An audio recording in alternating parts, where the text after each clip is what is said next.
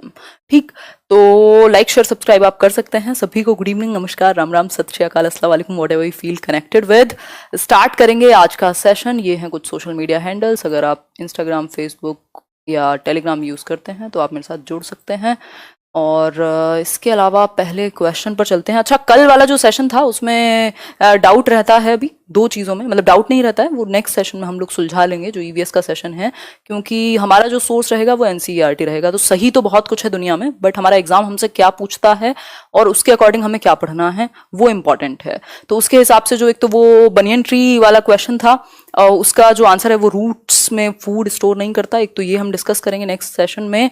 और दूसरा, क्योंकि प्रॉपर दिया हुआ है, बहुत सारे जो पेड़ हैं वो रूट्स में अपना फूड स्टोर करते हैं, बट जो बनियन ट्री है वो एक डिफरेंट कहानी है, बाद में समझेंगे। तो एक तो आप वो आंसर सही करेंगे। दूसरा, ऑक्सीजन वाला जो आंसर है, मुझे जितना याद है उस टाइम पे बोर्ड ने ऑक्सीजन आंसर दिया था, तो एक बार उसको भी अभी फाइनल करना बाकी है। वो एनसीईआरटी में मिल नहीं रहा ऑक्सीजन वाला मुझे अभी, मैं पूरा एनसीईआरटी गो थ्रू हो रही थी, तो एक तो उसको देखेंगे, क्योंकि दोनों रीजंस हैं, ऑक्सीजन भी एक रीजन है और खनिज भी एक रीजन है, मिनरल जो है, तो दोनों में से किसी को डिनाई नहीं किया जा सकता, बट बोर्ड ने या एनसीईआरटी ने क्या माना है वो उसको देख लेंगे हम एक बार। जहां तक 99% चांसेस हैं कि वो ऑक्सीजन होगा, तो वो ईवीएस के सेशन में डिस्कस करेंगे। ये मैंने अभी इसलिए डिस्कस किया है कि नेक्स्ट सेशन में आप बने रहें, क्योंकि अगर आप ऐसे करते हैं किसी सेशन में होते हैं किसी में नहीं होते, फिर आप कुछ मिसअंडरस्टैंडिंग लेकर के जाएंगे तो मुझे दुख होगा, क्योंकि मैं ऑनेस्टी के साथ काम करती हूँ। फर्स्ट क्वेश्चन देख लेते हैं। फर्स्ट क्वेश्चन क्या है? उच्च प्राथमिक स्तर पर भाषा सीखने का उद्देश्य, मतलब कि एलिमेंट्री लेवल पर 6th to 8th की बात अगर हम कर रहे हैं, तो भाषा सीखने का क्या एक उद्देश्य हो, यानी लैंग्वेज लर्निंग की अगर हम बात करें तो ऑब्जेक्टिव क्या होगा? पहला ऑप्शन है प्रश्नोत्तरी, भाषण, अंत्याक्षरी का मात्र आयोजन करना, क्वेश्चन पूछेंगे, या फिर भाषा की बारीकी और सौंदर्य बोध को सही रूप में समझना। जो बारीकी है और सौंदर्य बोध है, मतलब बेसिकली आप डिटेल्स और जो एक एस्थेटिक सेंस बनाती है लैंग्वेज उसको समझेंगे ठीक से। दूसरों के अनुभवों से जुड़कर सवालों के जवाब देना, आप अपने अनुभवों से जुड़ते हैं। निजी अनुभवों को केवल लिखकर अभिव्यक्त करना, तो सिर्फ एक तरीके से कोई भी एक ऑप्शन अगर हमें एक क्या कहें एक्सट्रीम में लेके जाए, केवल, ओनली, सिर्फ, तो ये थोड़ा सा प्रॉब्लमेटिक हो जाता है, बहुत ज्यादा चांसेस रहते हैं इसके कि ये नहीं होगा। तो मॉडरेशन में रहना होता है ना, हमें एवरीथिंग इन मॉडरेशन, है ना, nothing is good in extreme, अति का भला कुछ नहीं होता, तो वही चीज लागू हो जाती है बहुत सारे ऑप्शंस में। भाषा की बारीकी और सौंदर्य बोध को सही रूप में समझना, जो लैंग्वेज की टेक्निकलिटीज हैं उनको आप थोड़ा थोड़ा समझने लगते हैं, ग्रामर वगैरह आपकी अच्छी होने लगती है, क्योंकि अब आप प्राइमरी लेवल पे नहीं है, आप प्राथमिक स्तर पे नहीं है कि आपका काम सिर्फ कविताएं और कहानियां सुनने से चलेगा, अब आपको टेक्निकलिटीज भी आनी चाहिए। तो बारीकी और सौंदर्य बोध, मतलब आप एक जो उसकी विशेषता है भाषा के लिए अपने आप में, उसको आप कनेक्ट करना सीख जाएंगे, तो आप आनंद भी लेना सीख जाएंगे। ठीक, आगे बढ़ेंगे। बहुत बढ़िया केदारमल जी, नेक्स्ट क्वेश्चन देखेंगे। नेक्स्ट क्वेश्चन क्या है? ज्ञान से संबंधित अन्य विषयों की समझ का विकास तथा उससे आनंद उठाने की क्षमता का विकास उच्च प्राथमिक स्तर पर भाषा सीखने का कैसा उद्देश्य है? पहला ऑप्शन, पहला है एकमात्र उद्देश्य है, दूसरा है एक महत्वपूर्ण उद्देश्य है, तीसरा है सर्वाधिक महत्वपूर्ण उद्देश्य है, एंड लास्ट वन इज सबसे कम महत्वपूर्ण उद्देश्य है। बताएं एक बार, फिर आगे बढ़ेंगे। बहुत बढ़िया अनामिका, आंसर कर दीजिए। क्या एक आंसर होगा? तो बिल्कुल कह सकते हैं कि जो ज्ञान से संबंधित अन्य विषयों की समझ का विकास तथा उससे आनंद उठाने की जो क्षमता है, वो बेसिकली उच्च प्राथमिक स्तर पर भाषा सीखने का कैसा एक उद्देश्य होना चाहिए।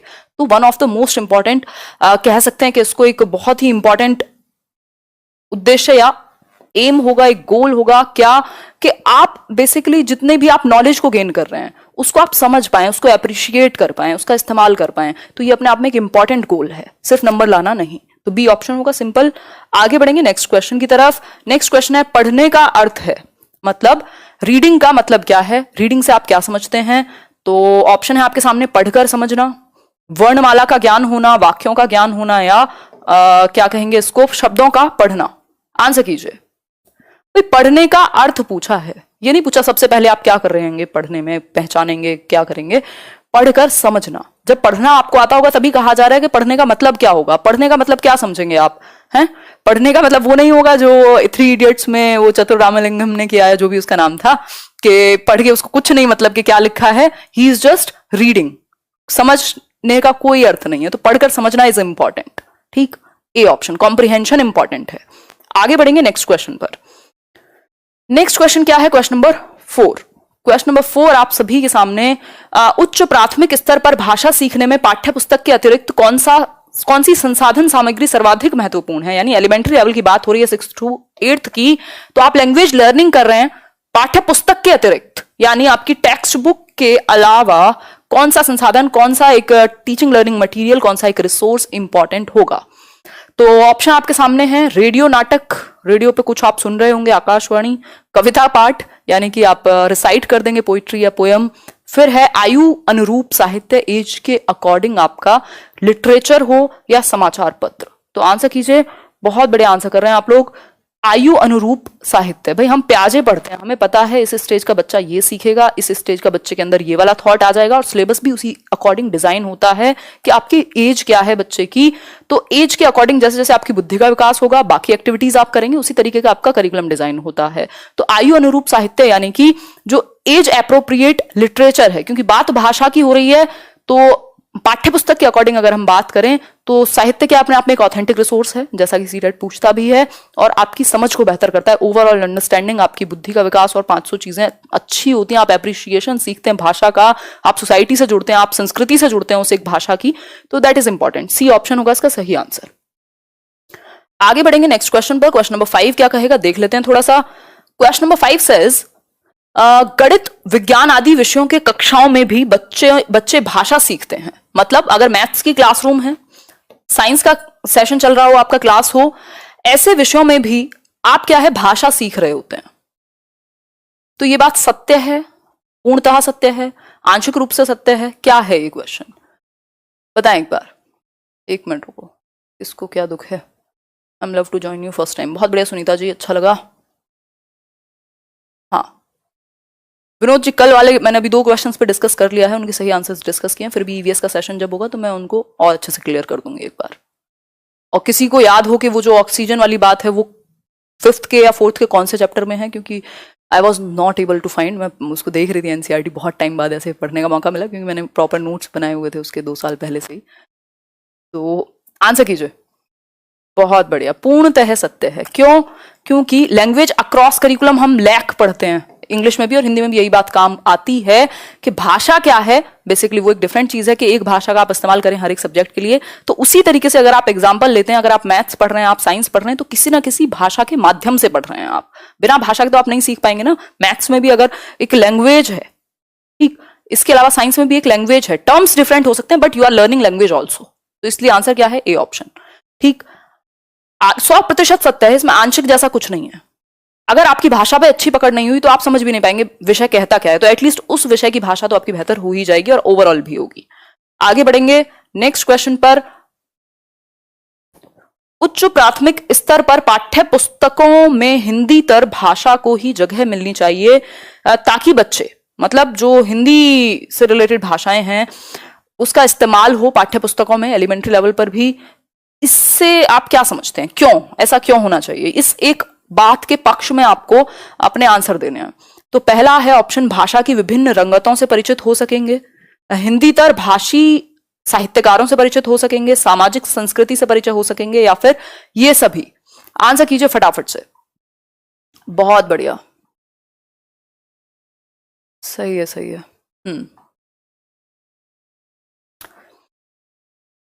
सही है, डी बिल्कुल सही बात है, सारी ही चीजें ठीक हैं। यदि हम बात करें उच्च प्राथमिक स्तर पर, तो पाठ्य पुस्तकों में जो हिंदीतर भाषा है उसका इस्तेमाल क्या है, आपकी जो भाषा अलग अलग परिस्थिति में कैसे यूज होगी, हिंदी साहित्य कार्य जो हिंदी के हैं उससे आप लिटरेचर से परिचित होंगे, और सामाजिक संस्कृति भी भाषा की आप जुड़ते हैं जब आप उस एक लैंग्वेज को पढ़ते हैं। यदि आप इंग्लिश लिटरेचर पढ़ते हैं तो आपको पता लगेगा भाई 20th सेंचुरी में क्या स्थिति थी, वुमेन राइटिंग कैसी थी, ये था वो था, तो 50 तरह की चीजें जानते हैं आप उस एक समाज, उस संस्कृति के बारे में भी। ठीक, तो लैंग्वेज क्या है, इन्फ्लुएंस करती है आपके थॉट को।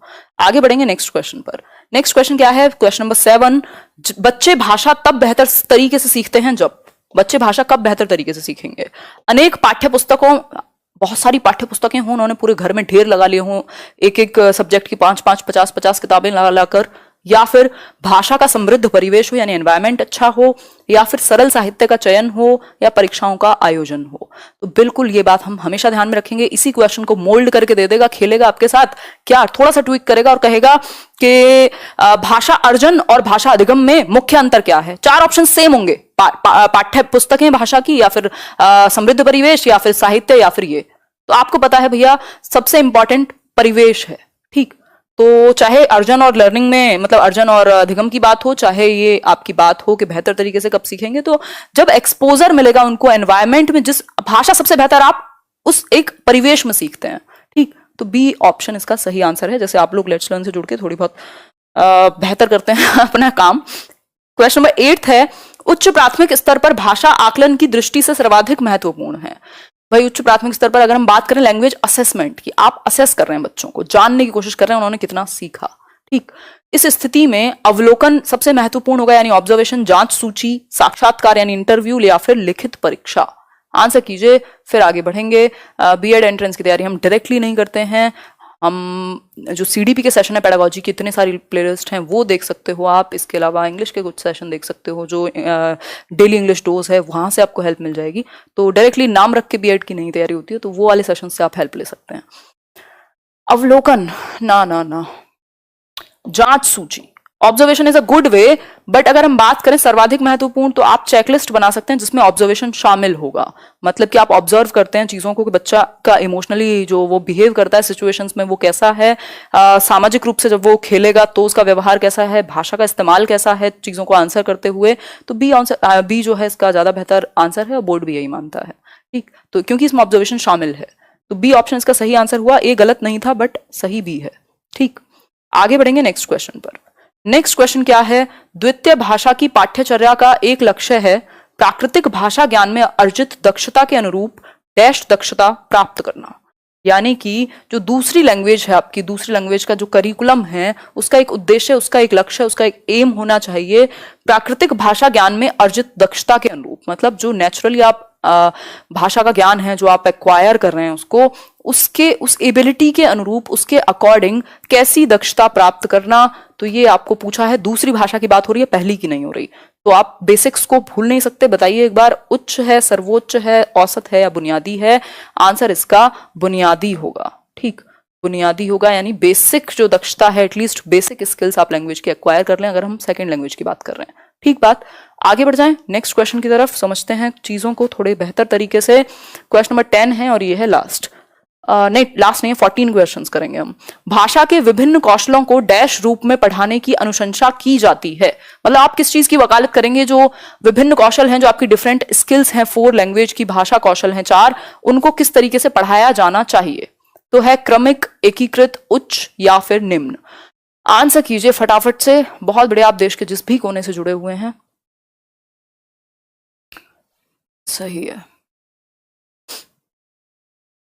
बहुत बढ़िया। हाँ, वो जो मैराथन वाला सेशन है ना, उसको दिन में देखते हैं या उसका एक टाइम देखते हैं? मैं अभी एक प्लान करती हूँ कि वीकली एक पैटर्न बन जाए, वीकली हम कुछ ऐसा हो जाए कि एक हफ्ते एक सब्जेक्ट, दूसरे हफ्ते दूसरा सब्जेक्ट। क्योंकि उससे होगा क्या, ओहो हो कर लेना, ठीक है। हाँ, उससे होगा क्या, उससे एक चीज होगी कि एक कॉन्टिन्यूटी बनेगी। मतलब एक हफ्ते हम एक सब्जेक्ट कर रहे होंगे, दूसरे हफ्ते हम दूसरा। आंसर क्या होगा? सीक्वेंशियल, क्रमिक। LSRW को एक सीक्वेंस में सिखाने की बात की जाती है। हालांकि ये सीखे कैसे जाते हैं? तो इंटीग्रेटेड मैनर में, एक दूसरे से जुड़ करके। बट बात हो रही है आपको कैसे पढ़ाने हैं, तो एक सीक्वेंस में आप जाते हैं। पहले लिसनिंग यानी सुनना, फिर बोलना, फिर लिखना, सॉरी पढ़ना, और फिर लिखने पर जोर रहेगा, ठीक। तो इस तरीके से चलेगा। बहुत बढ़िया, नए हैं आप, नाम निकल गया आपका, वेलकम है लेट्स लर्न पर।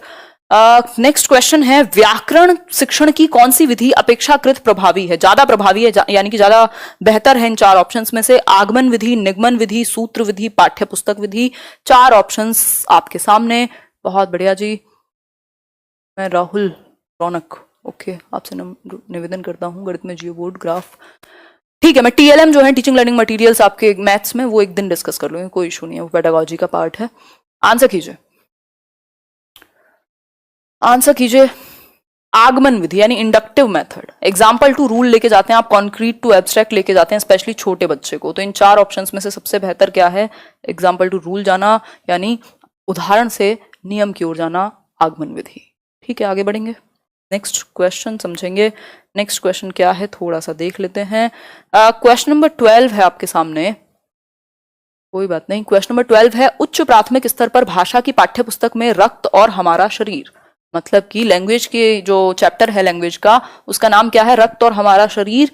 पाठ शामिल करने का विचार डैश से जुड़ा है। तो आपने समझ लिया, अगर आपने वो चैप्टर नहीं भी पढ़ा, कि आपको ये बात पता लग गई कि भैया जो रक्त और हमारा शरीर यानी ब्लड एंड आवर बॉडी जो है वो क्या है, बच्चों को अवेयर करेगा। एक साइंस का टॉपिक हो सकता है, ठीक। तो इस केस में विषयों की विभिन्न भाषाओं से जुड़ा है, इसलिए इसको डाला गया। संपूर्ण पाठ्यचर्या में भाषा से जुड़ा हुआ है, हिंदी भाषा की विभिन्न रंगतों से जोड़ेगा, या विज्ञान की विज्ञान संबंधी शब्दावली। बताएं एक बार, आंसर कीजिए। बहुत गड़बड़ आंसर कर रहे हैं आप लोग, फर्स्ट टाइम देख रहे हैं, बहुत बढ़िया। संपूर्ण पाठ्यचर्या में भाषा यानी कि जो आपकी लैंग्वेज अक्रॉस करिकुलम है, मतलब भाषा की पाठ्य पुस्तक में रक्त और हमारा शरीर का मतलब क्या है? चैप्टर किसका है? साइंस का हो सकता है मे बी, लेकिन आप उसे लैंग्वेज में डिस्कस कर रहे हैं या उसको लैंग्वेज के थ्रू डिस्कस कर रहे हैं। दैट मीन्स कि आप पूरे करिकुलम में एक भाषा का इस्तेमाल होता है जिसके थ्रू आप भाषा भी सीखते हैं और अन्य चीजें भी सीखते हैं, यानी इंटीग्रेटेड मैनर कह सकते हैं उसको, ठीक। आगे बढ़ेंगे, मल्टी डिसिप्लिनरी अप्रोच भी कह देते हैं उसको। क्वेश्चन नंबर 13 है, त्रिभाषा फॉर्मूला भारत की डैश की चुनौतियों और डैश को संबोधित करने का प्रयास है। मतलब 3 लैंग्वेज फॉर्मूला जो है भारत की, किस चीज को? समस्याओं को, भाषा की स्थिति, संस्कृति, या क्या होगा इसका आंसर? फटाफट से आंसर कीजिए, साइंस का सेशन नहीं होता है लेट्स लर्न पर। और बताइए। हाँ, बहुत बढ़िया, बहुत बढ़िया। आंसर कीजिए जरा। संस्कृति और समाधान, ना ना ना। त्रिभाषा जो सूत्र है, यानी कि जो 3 लैंग्वेज फॉर्मूला है, कोठारी आयोग ने जिसकी अनुशंसा की थी, तो त्रिभाषा फॉर्मूला भारत की भाषा स्थिति, ये जो लैंग्वेज का यहाँ पे क्या है, एक रोल है, एक जो सिचुएशन है कि हम मल्टीलिंगुअल कंट्री हैं, दुनिया भर की भाषाएं हमारे यहाँ हैं, तो भाषा की स्थिति की चुनौतियों और संस्कृति को संबोधित करता है। मतलब एक तो आपके कल्चर से भी जोड़ेगा, दूसरा जो यहाँ स्थिति है कि कोई कुछ तो चीजें ऐसी हो जिनके थ्रू आप एक यूनिफॉर्मल वे में जुड़ सके पूरा देश। तो इसमें बात हुई है कि मदर टंग आप यूज करेंगे प्राइमरी लेवल पर, है ना, फिर उसके अलावा आप यूज करते हैं इंग्लिश का, फिर इसके अलावा आप यूज करते हैं किसी भी मॉडर्न इंडियन लैंग्वेज को, जो 22 भाषाएं हैं उनमें से किसी एक का इस्तेमाल करेंगे। हालांकि जो सदर्न स्टेट्स हैं दक्षिण भारत में, वहाँ इसका काफी, क्या कहें, इसको माना नहीं जाता है, कह सकते हैं कि ये अपने आप में काफी विरोध फेस करता है, ठीक, क्योंकि उनका फिर इशू है ना कि हिंदी क्यों पढ़े हम। आगे बढ़ेंगे, नेक्स्ट क्वेश्चन है लिखने की, क्योंकि नॉन हिंदी स्पीकिंग स्टेट्स में हिंदी, इंग्लिश और जो एक उनकी कोई भी लैंग्वेज है, लिखने की क्षमता का विकास बोलने, सुनने और पढ़ने की क्षमता की संगति में होना चाहिए, यह विचार कैसा है? बताइए एक बार। लिखने की जो क्षमता है यानी एबिलिटी आपकी राइटिंग की, वो आप बोलने, सुनने और पढ़ने की क्षमता की संगति में होना चाहिए। बिल्कुल, आंसर क्या होगा? आंशिक रूप से सत्य है, क्योंकि जरूरी नहीं है कि जो बोल नहीं पा रहा है, सॉरी, जो बोलने में उतना दक्ष नहीं है तो वो लिखने में भी नहीं होगा। हालांकि चारों जो स्किल्स हैं अपनी जुड़ी हुई हैं भाषा में, चारों जो कौशल हैं भाषाई, लिखना, सुनना, पढ़ना, बोलना और लिखना, और जिसमें राइटिंग को सबसे ज्यादा जटिल माना जाता है। तो ये नहीं कह सकते लेकिन कि अगर कोई बहुत अच्छा स्पीकर नहीं है तो वो राइटर भी नहीं होगा, ऐसा नहीं कह सकते, ठीक। तो ये पार्शियली ट्रू कहेंगे इसको। आगे बढ़ेंगे, और ये थे कुछ 14 क्वेश्चंस। इसके अलावा आउट ऑफ 14 आपके कितने ठीक हुए हैं वो आप कमेंट सेक्शन में बताएंगे। कल की तरह, कल आप लोगों ने धमाल मचाया है ना। और किसी को भी याद हो वो कौन से चैप्टर में है ईवीएस के, वो ऑक्सीजन वाला, मछली वाला, तो एक बार कमेंट कर देना, मैं एक बार चेक कर लूंगी। अदरवाइज मुझे बहुत ही बारीकी से देखना पड़ेगा, अभी भी मतलब देख तो लिया है मैंने बट मिला नहीं है वो।